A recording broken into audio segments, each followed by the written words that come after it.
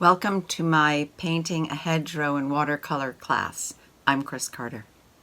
In this class, you will learn a technique for painting a hedgerow, and whether you use that when you're painting plein air or whether you use the technique in your studio, it really doesn't matter. The technique is pretty much the same. I'm also taking advantage of this class by offering you an opportunity to see me using the body easel while painting plein air.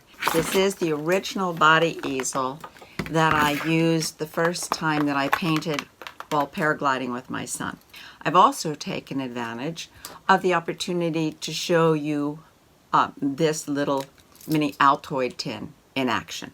Now, both of those tools, I also have a class here on Skillshare that show you how to make the body easel and how to make the little travel kit. I hope that you playfully experiment with this. You can use scrap paper. This isn't really about a completed painting. It's about a technique to create those wonderful hedgerows, not the ones in the winter without the leaves on them, but it's a technique that shows you how to do masses of trees together where you don't see where one begins and the other one ends, and then you see all those great hard-edged branches that cut through the little peek-throughs, the negative space of the trees, where you see the sky through it, and then the branches cut these great patterns out of the little sky pieces. So this is the technique that I use, at least my favorite one, to create those hedgerows. This is the finished painting and the hedgerow that I was using for reference. I just drop in different colors suggesting the trees, the grasses, varying the colors. I'm charging the little wet puddles with different colors of pigment. I did not use the Da Vinci travel brushes at all. I used my squirrel travel brush for the entire painting.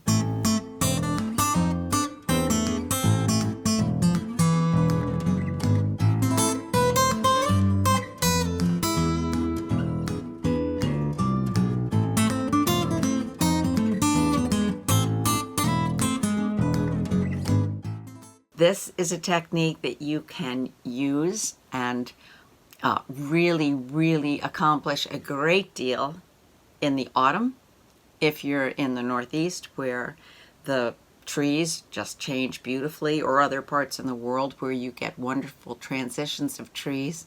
Try dropping the different colors into the wet puddles and see how rich and beautiful it can be. Plus you can add more trees that have already lost their leaves. Really just adjust the technique for whatever purpose you might have. Remember that there is a class that shows you how to make your own body easel and one that shows you how to make your own little mini Altoid travel kit. Check out my other classes. I think that the pulling the puddle classes will be very beneficial to you. It's a great way to get more comfortable with using wet and wet techniques, or just pushing the puddle, pulling the puddle, dropping colors into the puddle, changing them from dark washes into lighter washes. So that's a really popular class that has light bulbs going off for a lot of artists. I get a lot of comments and private emails about how their work improved so much after taking the pulling the puddle classes. I'm Chris Carter on Skillshare.